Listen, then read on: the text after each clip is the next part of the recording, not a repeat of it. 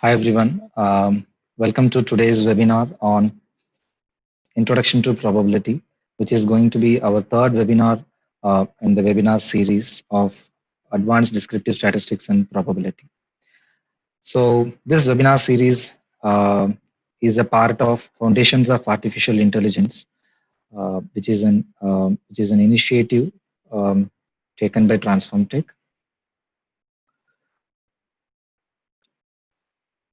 So like I said, this is the webinar series on advanced descriptive statistics and probability.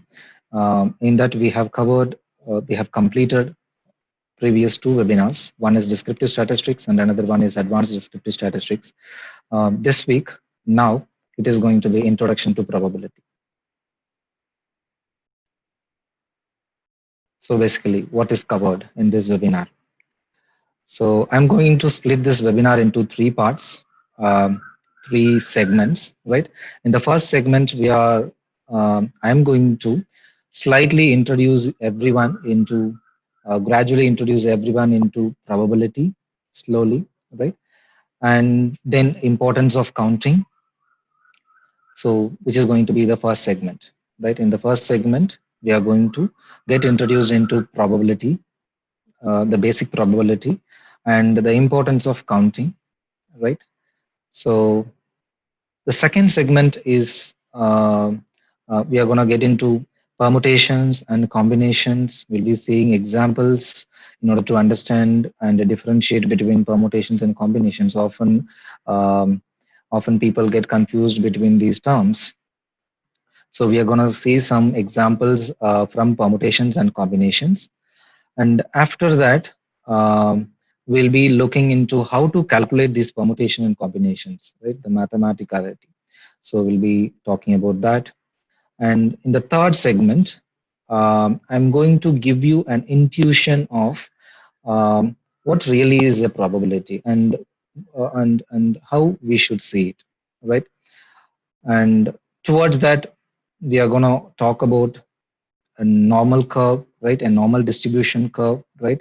And how it is related with the probability and how I'm going to achieve that is using combinations, right? So let me repeat what is covered in today's webinar. It is going to be three segments. And first segment, we are going to talk about basic probability, and in second, permutations and combinations, and in third, intuitive understanding of what really a probability is, right? Considering the fact that fact using normality.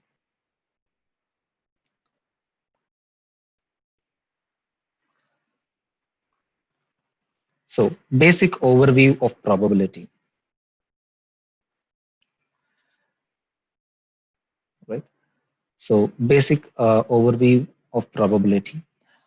Let's define what is probability, right? In a naive definition, a probability can be thought of as a mathematical framework for quantifying our uncertainty about the world, right?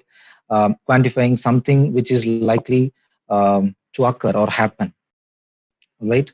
Because we are not sure about whether that is going to happen or not, right? Because we are using probability as a tool, as a framework. We only can quantify the uncertainty, right? How likely something is going to happen.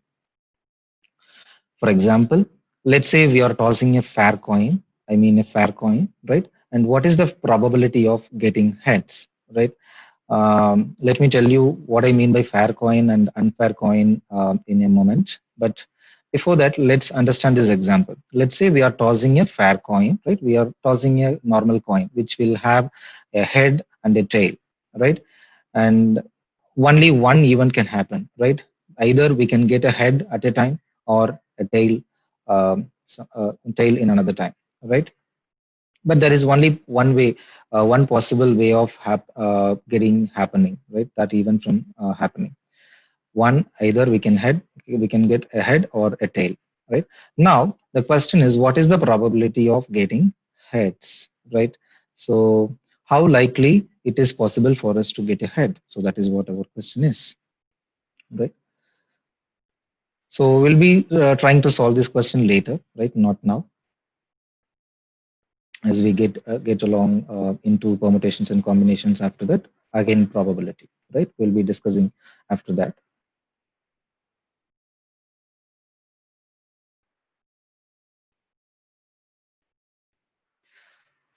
So experiment and an event, right? Here in this example, there are two terminologies. One is experiment and another one is event, right? That we should think of. Experiment, I mean any process, real or hypothetical, right? In which the possible outcomes can be identified ahead of time, right?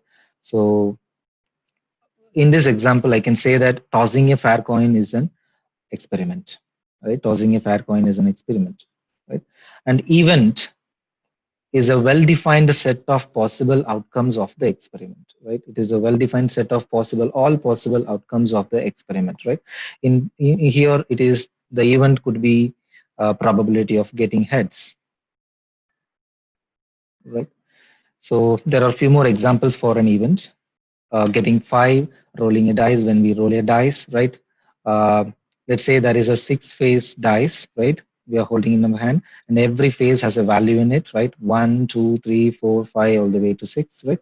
So, what is the now the event is getting a 5 when we roll a dice, and event of getting an even number when a dice is rolled. It means two. What is the probability of asking, like, what is the probability of getting even number 2, 4, and 6 when we roll a dice, right?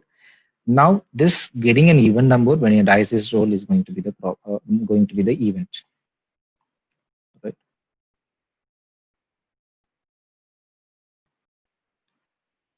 Here we are tossing a fair coin is the experiment,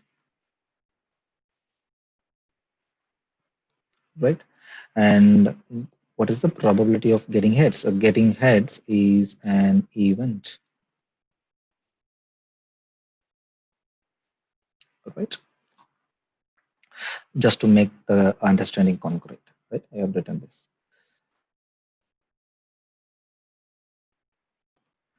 Let's go to next one, right? So sample space. There is one more terminology we need to understand before we mathematically define what is probability, right? We've only defined a probability in terms of a naive definition, a basic definition, right? We yet have to define it in a mathematical way, mathematical perspective. The sample space is nothing but the collection of all possible outcomes of an experiment, right? Let's say there is an experiment we are conducting. Let's say we are tossing a coin, right? It's an experiment, right? Now, an event is getting a head, right? And now, thinking of a sample space, right? We need to think of a sample space. Sample space is something which gives us all possible outcomes of the experiment, right?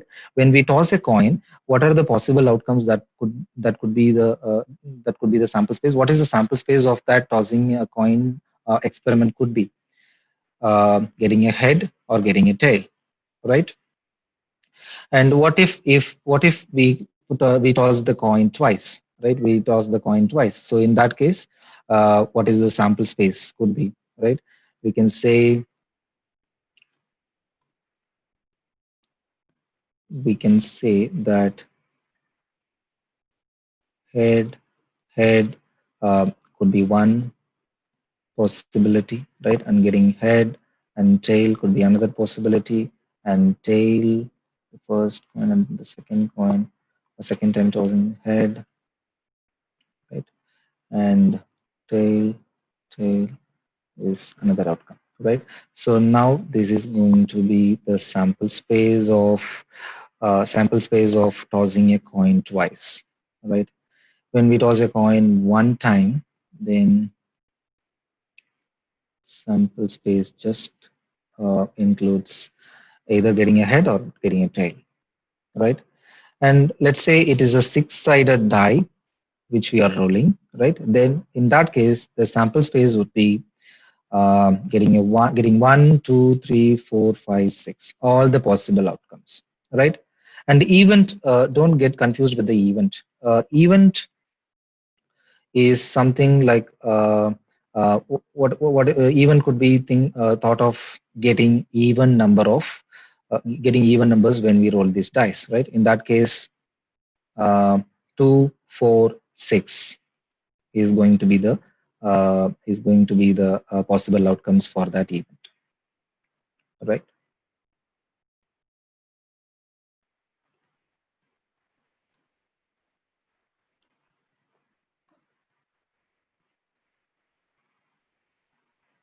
Yeah. So with that being said about what is an experiment, what is an event, and what is a sample space, right? So now it's time to mathematically define what is probability.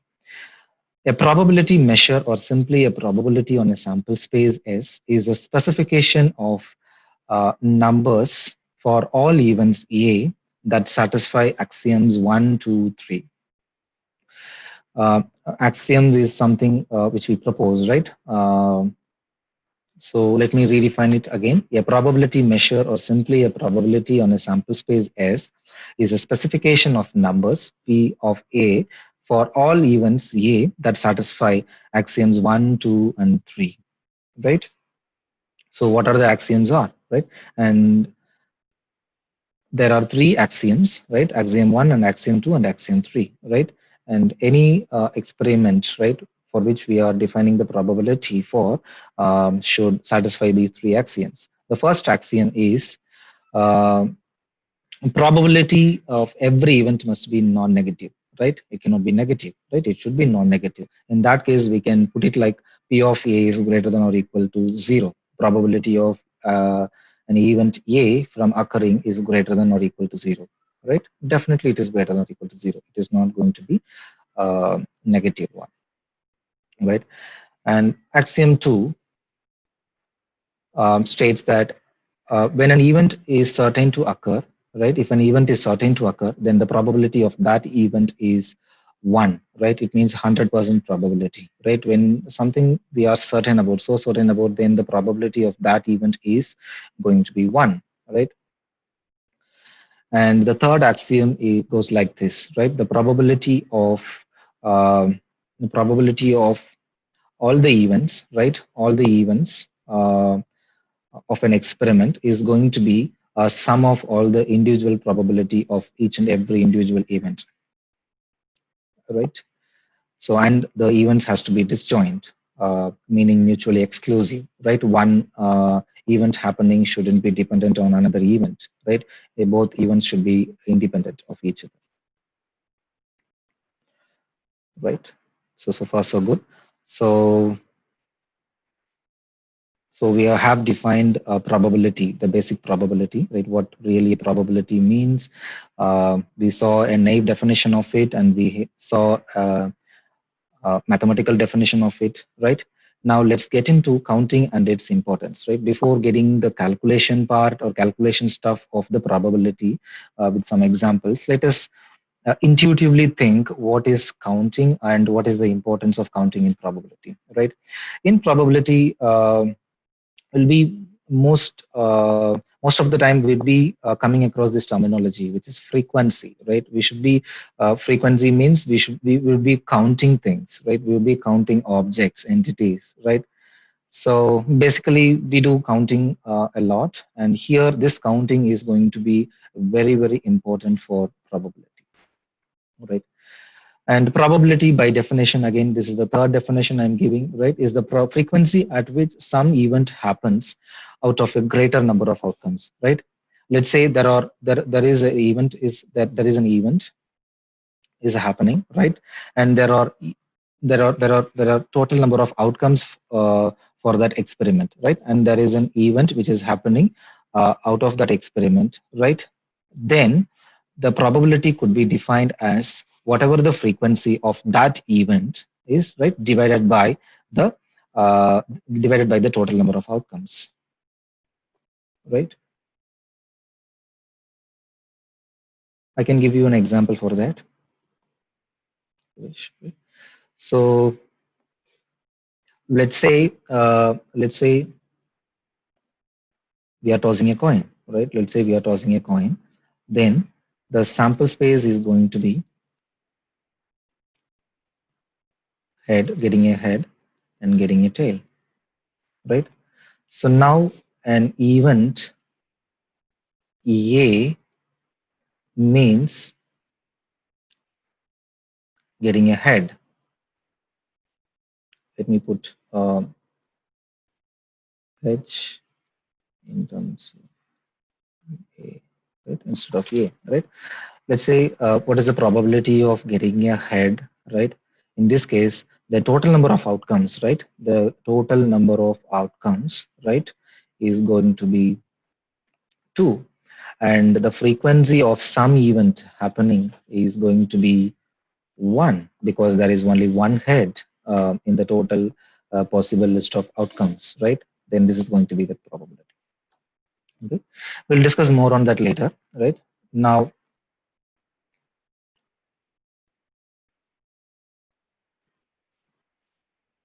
let's proceed with the presentation. Now, counting skills check. Usually, in order to check whether we are good at our counting or what we should know exactly about counting. What I mean by counting is this one. List the possible outcomes when a coin is tossed once, twice, and so on, right? We should be able to list all the possible outcomes when we toss a coin once, twice, and so on, right? When we toss a coin for the first time, right? Um, uh, what is the total number of outcomes that would be, right? The possible outcomes could be head, getting a head, or getting a tail, right? If the coin is tossed twice, then it is going to be head, head, and tail, tail, right? And then a head, tail, and then a tail, head, right? And so on, right? If it is tossed 3 times, then we should be thinking of like head, head, head, and then tail, tail, tail, and then head, tail, head, and then head, head, tail, and so on, right? Sorry. So how many different pairs of letters can be made from the word dice? The second example, right? There is a word that has been given, which is dice, all right? And we should come up with different pairs of letters, right? Different pairs of letters. So in terms of 2 letters, we should see how many 2 letters can be formed out of this word, right? So in that case, uh, it could be D, sorry, D, I, right? And another could be D, C, and another one is D, E, right? And then I, C, right? We should think like this: D, I, and then D, I, and then D, C, and then D, E, right? And then again I, C, and then I, E, and then finally C, E, right? So I, C, and then I, E, right? And then finally C, E, right? Just to ensure that we get all the possible outcomes, right? All the possibilities of getting different pairs of letters that can be made out of this word, right? They mean different, right? It means unique pairs, right? And di, we shouldn't repeat another outcome like id because di and id both have the same pairs of letters, right?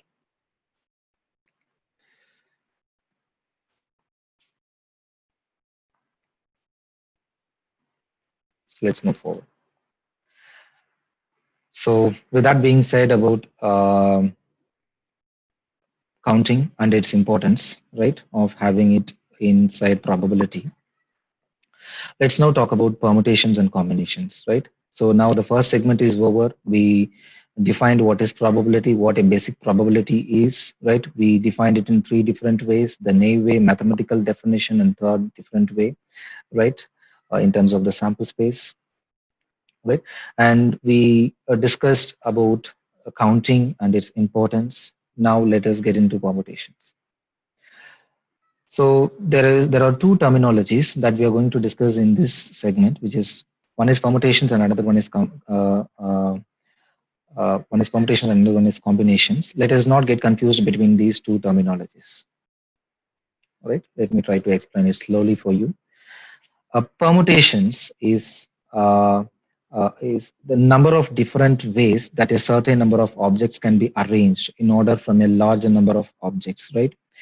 When we talk about permutations, we are talking about arrangement of objects, right? When we talk about arrangement of objects, then we have to go for permutations, right? For example, the number of different ways to arrange a three-letter word could be, right? Number of ways to arrange a three-letter word ABC would be ABC, right? And then we can put B in the end and then C in the middle, and then we can come up with a new order, right? We are talking about order, the arrangement, right? There could be many different orders, right? Whenever we try to arrange some objects, right? So here we are trying to arrange ABC, and first order could be ABC itself, right? Which is the given order, and then ACB, and then BAC, and then BCA, and then CAB, and then CBA, right? You get the idea, right? So we are literally arranging the letters here, right? So that we get an unique order, right? No order is getting repeated here, right? Every single order is unique in its own way. So we have this ABC and ACB and then BAC and then BCA and then CAB and CBA, right? So these are the different arrangements that we can think of for this three-letter word ABC, right? This exactly we call it as permutation, right? This result in the bottom here is the permutation,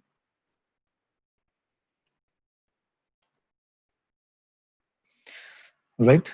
So permutations can be represented as P of n comma r, right? There is one more representation, right, for permutation, n p r. Some persons used to write it in that way, right? Here I am using P of n comma r, right? So here P of n comma r should be thought of like there are n objects. If there are n objects, right? How many different ways can we make ordered list of size r, right? There is n objects, right? And we should come up with different ways. We are asking the question, how many different ways can we make ordered list, right? Order is the key here, right? Ordered list of size r, right? Ordered list of size r. Then we are talking about permutation, right? And the representation is this one, p of n comma r, right? And combinations. Combinations is the number of different ways that a certain number of objects as a group, right? A group is a key here. As a group can be selected, right? When we talk about selection, then we are talking about combinations, right? Then when we are talking about combination, it means that we are selecting a group out of a larger portion of it, right? From a larger number of objects, right? For example, let's use the same word ABC, but if the question is what are the number of different ways to choose a group of words, right? A group of words, every word can have a single length or two character length or three character length, etc., right? Up to the maximum number of characters of the given word with at least one character, right? With at least one character. So we cannot come up with a possible outcome or possible way which doesn't have a character at all, right? Which means an empty word, right? We couldn't have that. So here it states clearly that at least one character. Then it will be ABC and then AB and then BC and then AC and then ABC, right? Every individual character of this particular word here, right? And AB is a word, right? And BC is another word, and AC is a different pair, right? And three-letter word, in three-letter word, we can just only think of ABC itself, right? We are not talking about arrangements here. We are talking about choosing, right? Choosing different group of words,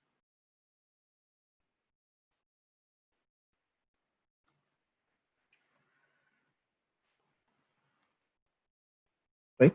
So combinations is represented like C of n comma r, right? If there are n objects, how many different ways can we select groups or sets of size r, right?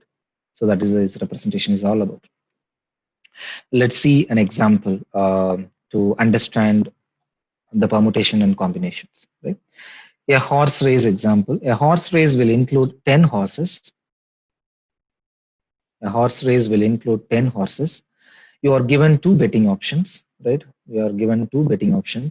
And the first betting option is either we can choose top three horses, regardless of finishing order, right? Let's say there are 10 horses numbered from 1 to 10, right? And I can, we can choose that 4, 5, and 6 are the horses that are going to be finishing first, right? And this could be one order, right? This could be one order that we can think of, right? And we are not talking about order here, right? And it clearly says regardless of finishing order, right? Then 4, 5, 6 is only one way of saying four of these three horses finishing first, right? And another way, right? You can, another option, betting option could be you can choose the top three horses in exact order finish. If they mean order, right, then this itself could be either 4, 5, 6 or 5, 4, 6 or 6, 5, 4, and so on, right? I hope you get the idea here, right? For every single possible outcome, right? For every single possible outcome, we still the permutation is going to have still still that number of arrangements, right? Some n number of arrangements, right? Of course, that is going to be n factorial number of arrangements, right? But there is going to be again a number of arrangements for every single outcome from the group we choose out of a whole group, right? Here, top three in any order could be uh, choosing 10, choosing 3 out of 10, right? Choose 10, 3, right? Which is combinations of 10, comma 3. It should be thought of a combination here, not permutation, right? When it means any order, when the order doesn't matter, we should be going for combinations, right? And it is 120 possibilities. And how I arrived at calculating 120 possibilities, that we will discuss in a moment, right, in the later slides. And when there is an order, right, in the question, right, when they expect an order, then we should be going for permutations. P of 10, comma 3. It can be written as P of n is here 10, the total number of horses, right? And then choosing and then selecting 3 horses out of these 10 horses, right, in exact order. Then it is going to be 720 possibilities. Right, it is correct, right? It is correct. Because every single possibility is going to have some n number of arrangements. So obviously, the number of possibilities we get for the permutation, for the arrangement, is going to be greater than the number of possibilities that we get for the combinations, right? And obviously the higher payout, what do you think will have the higher payout, right? Here the higher payout is going to be for the combinations, right? Because the number of possibilities is huge, and something happening getting is likely to happen out of these 720 possibilities is going to be very less when compared to this total number of possibilities, 120 possibilities,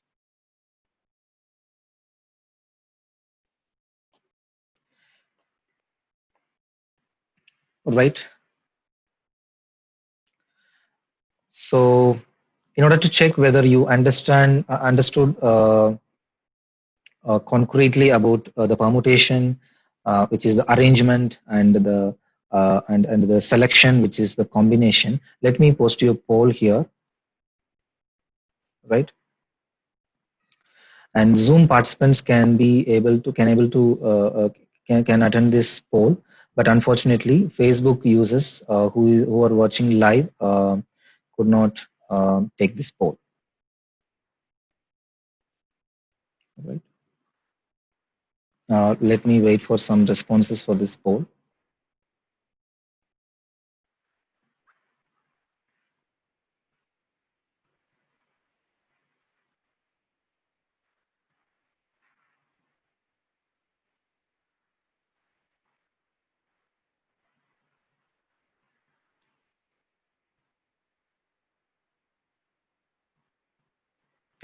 we are getting responses.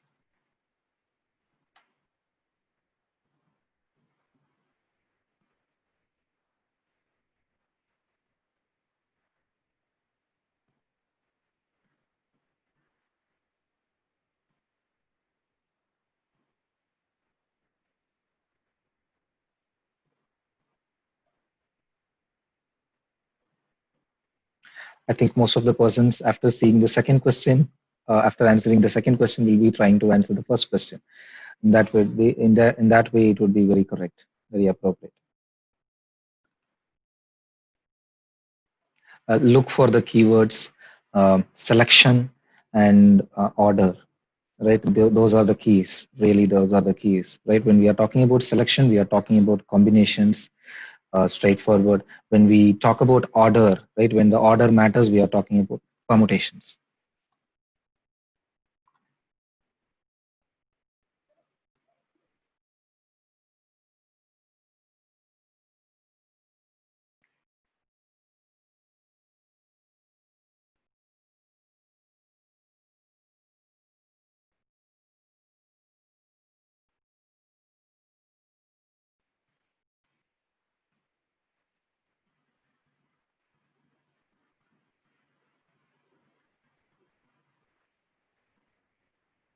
Yeah, let me close the poll and share the results. Right, this is what your result is. So both of the options, both of the questions likely to have some percentage of answers, right? Same percentage of selecting that option, first one and second one, those options. So in the first question, suppose you have to select 5 players out of total 25 players. We are purely talking about combinations. We are not talking about permutations, because we need to select, we are going to select something out of some total available objects, right? Selecting 5 players, a few players, some n players out of the total number of players, 25, is going to be combination, right? C of 25 comma 5, right? So the second option is correct. And in the second question, uh, again the same question, right? Suppose you have to select 5 players out of 25 total available players, but one extra thing is have added here, right? Where order of the player list is matters. So if the order matters, then it has to be a permutation, right? Then the representation should be P of 25 comma 5,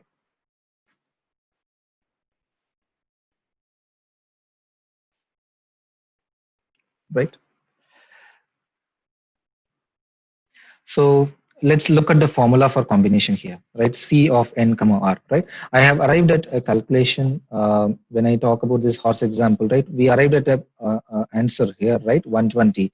C of 10 comma 3 is 120 and P of 10 comma 3 is 720. Let us look at the mathematical formula for calculating combination and permutation given n and r, right? N is the total number of outcomes and r is n is the total number, right, of the objects, and r is choosing some selected objects from that total number of objects, available objects. And combination formula goes like this: C of n comma r, given n and r, the combination is equal to n factorial, right? This exclamation symbol is read as factorial, n factorial over r factorial times n minus r factorial.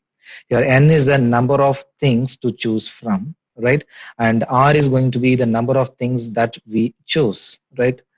And the group size, right? And the exclamation symbol is a factorial, right? What do you mean by a factorial? Let's say 5 factorial can be put up this way. 5 factorial is equal to 5 times 4 times 3 times 2 times 1, right?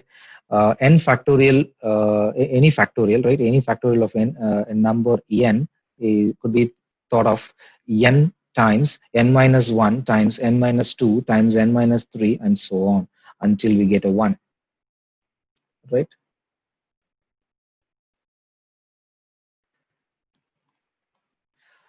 And here in our horse example, that is going to be C of 10 comma 3, right? Just we have to plug in the values of n and r here, right? For n factor, for n we will be putting 10 and for r 3, right? So if we plug in, it is going to be 10 factorial divided by 3 factorial times 10 minus 3 whole factorial, right? And the 10 minus 3 factorial in the denominator is going to be 7 factorial, right?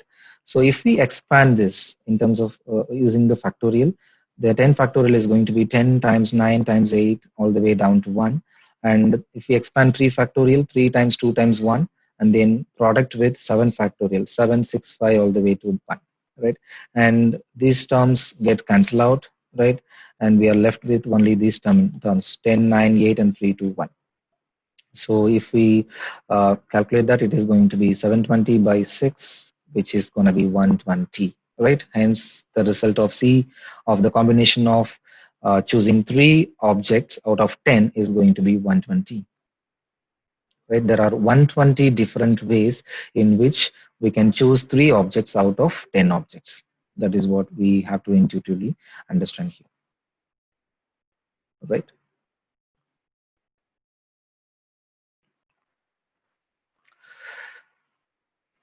Right. Let us talk about permutation now, right? So really sorry, it has to be P here. I put C here, right? It has to be P. It has to be P of n comma r, right?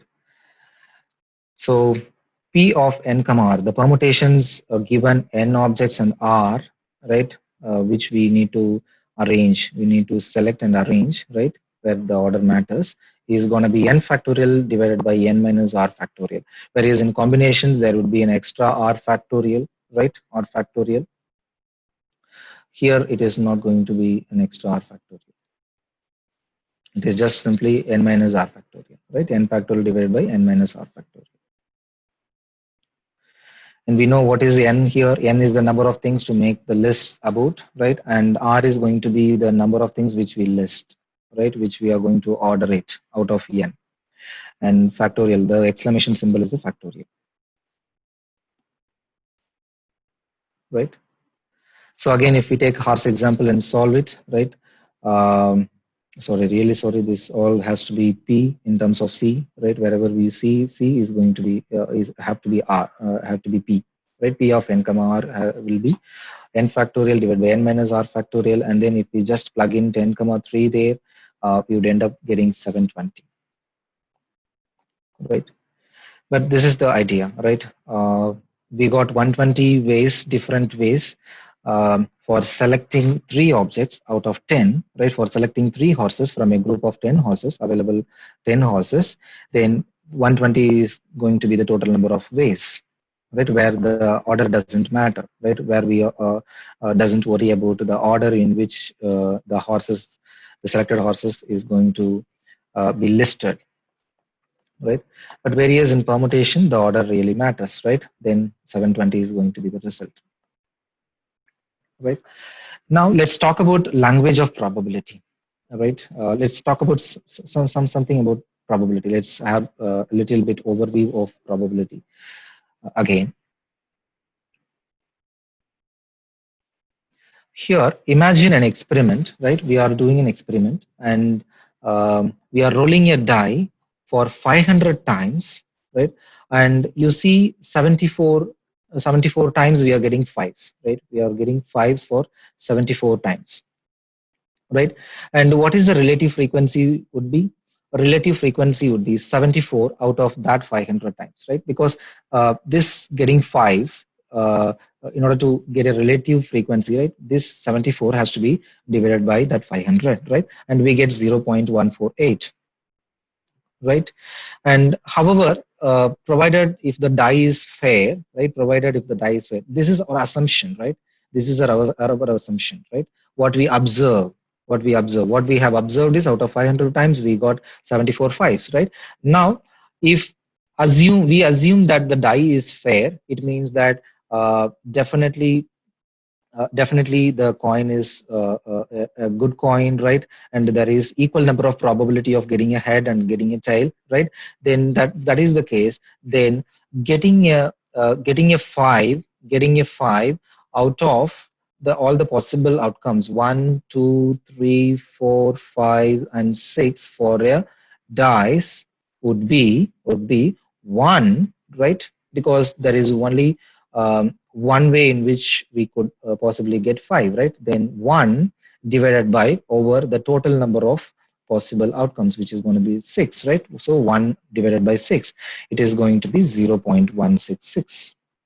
Right now, what we have observed is 0.148, and what we observe, what we actually get if the die is fair is 0.166.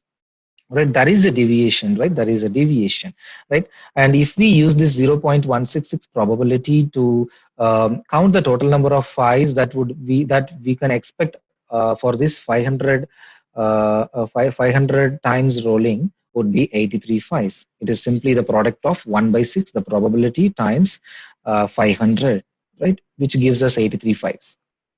Right, this is the observed number of fives out of these 500 times, and this is the actual fives, which is a result of if the coin is fair, right? Does this mean that the coin is not fair, right? Does this really mean the coin is not fair? Can we say that the coin is not fair because what we observed is 74 fives, right?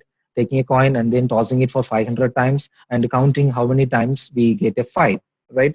Out of the 500 times is 74 fives here, right? And actually, if the die is fair, and if the die is fair, the probability is going to be 0.166, and we can expect approximately 83 fives to occur, right?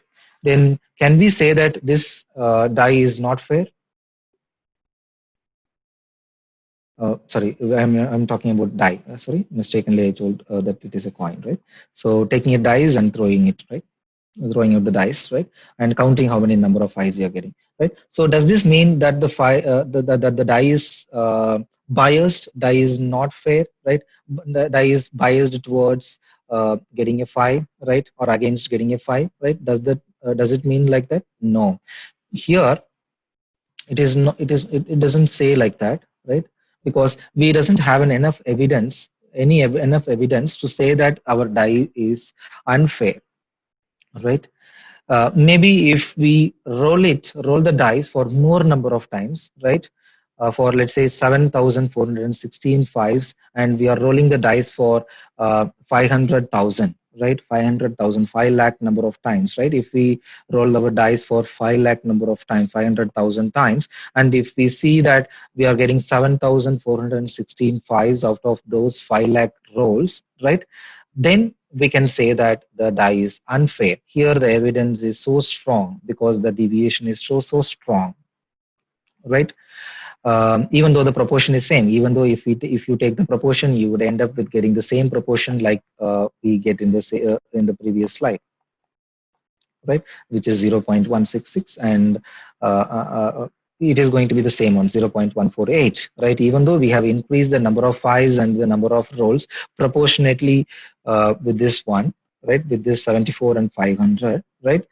Here we can see that the evidence is so strong that the deviation is so strong that we can say that the die is unfair, right? So really, I want you to think about this one. The relative frequency of an event happening can be used as an estimate of the probability of that event happening, right? And the estimate is more likely to be close to the true probability if the experiment has been carried out a larger number of times, right? So how we can say that if there are large number of experiments that has been carried out, right, we are able to be more confident, much more confident about saying whether our die is unfair or fair, right? So intuitively here, uh, if we carry out some experiment larger number of times, right, larger number of times, then the probability will get close enough to the original probability, right? That's the idea, right? Here, um, after conducting an experiment, right? After rolling a die for 500 times and getting 74 fives, right? If you repeat it for more number of times, if the number of experiment is going to get increased, right? As the number of experiment gets increased, what we are going to see is actually this probability getting pretty close to the close to this probability. So that is the idea here, right? Hope you understand this. As we increase the number of experiments, right, the more we increase, the more we conduct the experiment, right, the more likely we get close to the original probability, right? So let us intuitively relate this exact thing which we understood now, the estimation. As we increase the number of experiments, the more likely we get to the probability, the original probability, with this normal thing, right? The normality, right? The normal curve. Let's say we are randomly selecting this example. 12 chose 3, right? And the result is 220. You know how it came, right? Just by plugging in the values of n and r in n factorial divided by r factorial times n minus r factorial, right? Now, let's say this is the case, right? And and and what we can do is, um, we can try to get the total number of possible ways in which we can select something out of something, right? What I mean is, out of n, this 12 items, right? We can select one item, we can select 0 items, and then we can select 2 items, and then 3, 4, 5, 6, 7, all the way up to 12 items we can choose, right? We cannot choose more number of items than the given number of items, yeah, than the given total number of items, right? Anyway, though, we can start from 0. Of course, we cannot select below 0 number of items, right? Of course, we can either select a 0 number of items, or 1 number of item, or 2 number, or 3, 4, 5, etc. This or could be uh, over this range, from all the way from 0 to n, right? So let's work it out with a simple example, right? I'm taking n to be 2 here, right? And r is going to be, or can be, right, either selecting 0 objects out of these 2, or selecting 1 out of these 2, or selecting 2 objects out of these available 2 objects, right? And this can be represented as this one combination of c of 2 comma 0, and then c of 2 comma 1, and then c of 2 comma 2, right? And the combination, the result are this one, right? C of 2 comma 0 is going to be 1, and the C of 2 comma 1 is going to be 2, and C of 2 comma 2 is going to be 1, right? And if we plot this C of 2 comma 0 and 2 comma 1 and then 2 comma 2 in the x-axis, and the frequencies, the combinations in the y-axis, then we'll end up seeing this histogram, right? End up seeing a histogram like this one, similar to this one, right? Though it doesn't give more depth meaning right now, let us increase the number of items, right? Number of objects, and the relative R accordingly, so that we get a picture, right?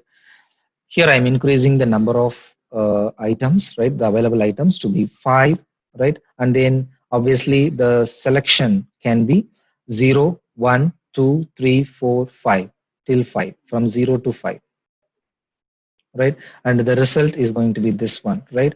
And if we plot again using using a histogram, this combination of 5 objects, then we are going to end up with this histogram, right? We can see a symmetry here, right? The key is there is a symmetry, right? 1, 5, and then 10 is going to get repeated in the another half. The second half is going to be 10, 5, and 1. There is a symmetry, right? And the normal curve is this one, right? If we increase, the idea is, if we increase the number of items, right? If we increase the number of items, and if we list down all the possible ways in which we can select some r number of objects out of that n number of objects, then we are going to end up getting a literally normal curve. Our histogram will be looking like a normal curve, right?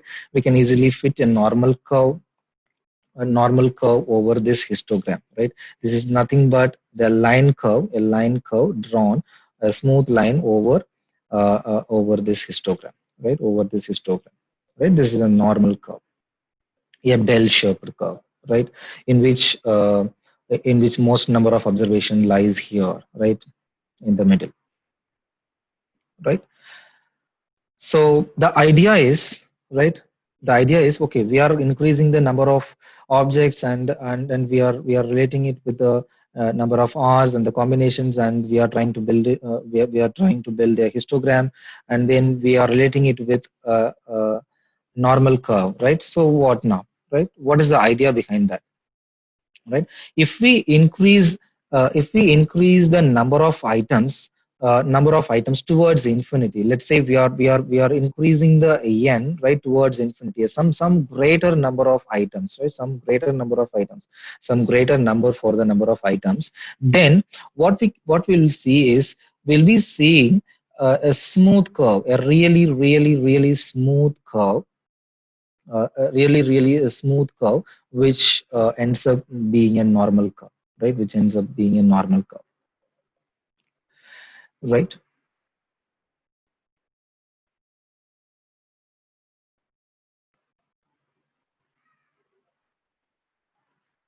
Right. So, okay, we got our normal curve. Then what's next, right? So we are saying that if we increase the total number of experiments that we are doing, right, we are likely to get closer to our get closer to our original probability, right? Original probability of some event from happening, right? So, and then we are intuitively understanding that. Um, if we increase the number of items, right, and if we put it in a histogram, right, and if the number of items is large enough, then it is going to end up being a normal curve, right? So now let us what do you mean by what we really mean by getting a normal curve here, and how it is going to be useful, right? So how it has to be related with the probability. So that's going to be the question for everyone, right? So let me come to that. So now let us try to put a proportion for this thing, right? Let us try to put the proportion. So proportion means the proportion of this one is going to be, this C of 10 comma 0 is going to be out of the total number of combinations, right? The out of the total number of combination, what is the part of one out of this total number of combinations is going to be, right? That is going to be the proportion, right? So 1 out of 1024, which is the total number of combination. If we add everything, right? If we add all the combinations here, we are going to get 1024, right? And if we divide 1 with 1024, then we are going to end up with 0.000976563, right? And again, if we repeat it, we get a different proportion for 10 over 1024 and 45 over 1024. It's the idea, right? So here is what we have to think at last, right? So here is why we gradually take it from that intuitive idea to normality, right? So under the normal curve, the total area of all the histogram, right? All the discrete thing here, right? These are the discrete variables, right? All these discrete things, right? If we add everything, we'll be getting a total probability of 1, right? If we get all the proportions, right? If we add all the proportions here, then we get the total probability, the total proportion of 1, right? So similarly, if the curve, if this is the curve, this is going to be the normal curve, right? This is going to be the normal curve, and all these things are going to be some events, right? These are thought of some events, right? Because selecting a 0, selecting a 1, and selecting a 2, or selecting items between 2 and 3 and 2 and 5, everything is going to be under this normal curve, right? Selecting something, right, is going to be under this normal curve, right? So then the total area under this normal curve will also be 1, right? um, saying that the number of experiments is large, right? The number of experiments is large, then the curve is going to be totally smooth, meaning the total area under this curve is going to be 1, right? And so what do I mean by that, right? All of the proportion bars in our histogram add up to 1, right? Their total area is 1. Of course, I said that, right? And as n becomes large, the discrete examples, the discrete variables, which are bars in this case, right? Which are the bars in this case, is going to approach towards a continuous variable curve, a continuous function here, right? A smooth curve, which is a continuous function, right? But of course we are never going to get toward we are never gonna get exactly to that place, to the continuous function, right? But we are gonna get as much as close to that continuous curve, right? Continuous curve, that's what the idea here, right? But never actually get there thanks to infinity and calculus, right? So there are under the area under a continuous normal curve or bell curve is going to be 1 again, right? And this area represents the probabilities, right? This area, everything, right? This total area is going to be the total probability, right? And every single event, right? The probability of every single event from happening is going to be below this curve. So that's the intuitive way of relating the normality with the probability, right? That's the key idea, right? So now the takeaway should be using or given the mean and standard deviation of a continuous random variable, along with the fact that we know the area under the curve, normal curve, is equal to 1, right? We said it now in this presentation. We can find all kind of interesting things, right? Like what is the, if the question is like given a mortgage loans made by value of mortgage loans made by a bank were normally distributed, right? They are telling that more normally distributed bell-shaped curve, right, with a mean of some $150,000 and standard deviation of $30,000, right? They said that it is a normal distributed, and they have given a mean and they have given the standard deviation, right? With that being given, now if the question goes like this, what is the probability, right? If they ask us to find the probability that a randomly selected mortgage was between $45,000 and $190,000, then we can easily find out, right? Then we can easily find out, right? For that, we have to go to the z-score kind of thing, right? Z-score kind of thing, and then calculating those things, right? The probability, right? Which unfortunately we are not going to cover it in this today's presentation, right? Look forward of covering those things later in my presentations, right? So, but the key takeaway here is we can answer these kind of questions using this normal curve thing, right? And the second question is, of course, the mirror image of the first question, exact the opposite of the first question, right? So given the probability, given the percentage, right, they are asking us to find out the value, the range of mortgages, right?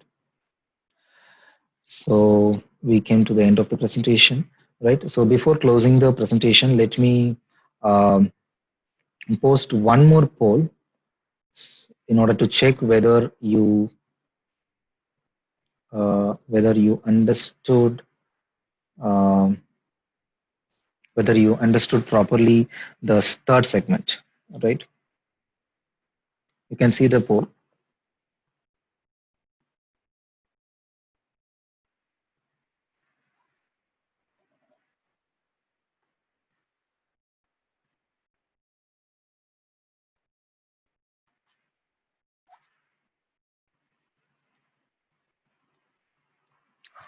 Yes, we are getting responses.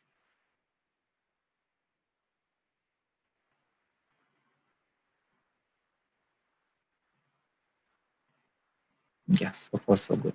Very correct. Correct.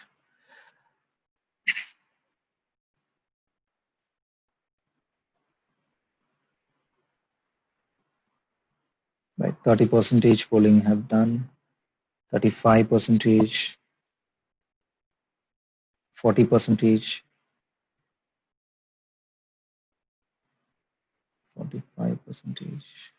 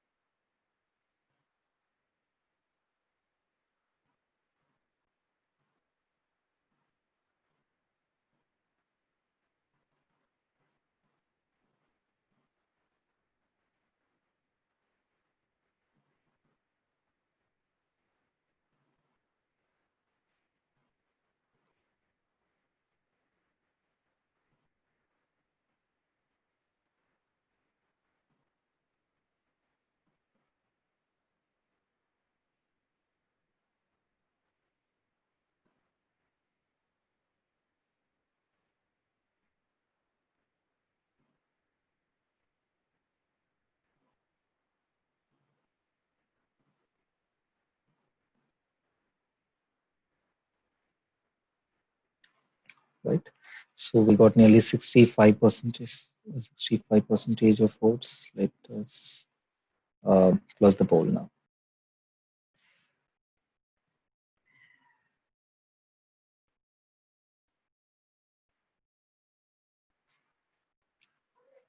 Right. So these are the results. So of course, your results are very correct, right? So that is what I was trying to explain you in the third segment. As the size of the sample size becomes large, the discrete random variable will approximate to a continuous random variable or continuous random function, right? Continuous function, right? It is of course true.